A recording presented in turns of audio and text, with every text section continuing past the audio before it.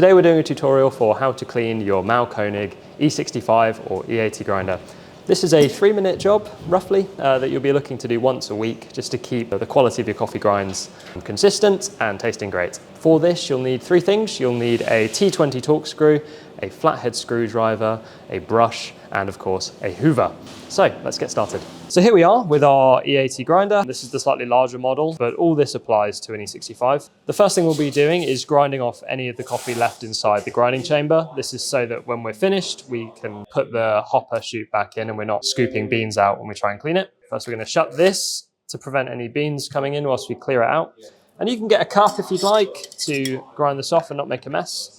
And press this button on the top left here, just to manually grind out any items inside. And eventually you'll hear there's not much left to go. There's still some bits here, but we'll be cleaning those out anyway. Once we've done that, we're going to turn the grinder off through a switch on the back. The screen will go off. We're going to rotate the hopper and take that out. So now that we're inside, we're going to remove these 2 screws on the outside here. For anyone with an E80, you may recognize this little metal piece, or you might not. This is on only the E80 models, and that just needs to come out. So this is where we'll need our T20 Torx screw.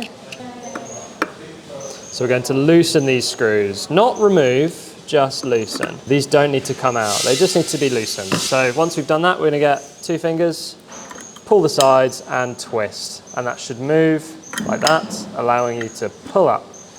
And there you go, you've removed the top. And we're just gonna quickly hoover inside here to remove any loose coffee. Before you do this, it's wise to just make sure that there's no screws or anything valuable stuck in there that you might need. For anyone with an E65, it's really important to wait until you've removed the top before you hoover, just to make sure that the little silicone flap at the top of your grinder doesn't get sucked up. So once we've done that, we've got one last thing to do really, which is to remove this little flap here at the front of the grinder. This is our anti-static flap. So we're just going to take that out slowly and gently, and what you'll see there is there's a little buildup of coffee that we just want to get off of that. Got 2 pieces, so just set them to one side so you don't lose them. And I like to grab some blue roll for this and just give those a little brush.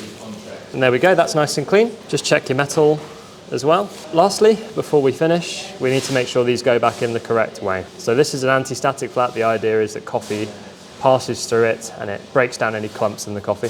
So in order to do that, the coffee needs to pass through the metal and hit the flap on its way out.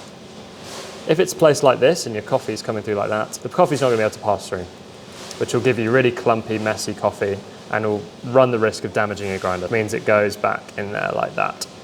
Just gently push that down. Again, if there's any sediment left, just get a brush out and clear it out, but luckily this is pretty clean. And once we've done that, we can put our lid back on. The little triangle is always at the back. Oh, there you go.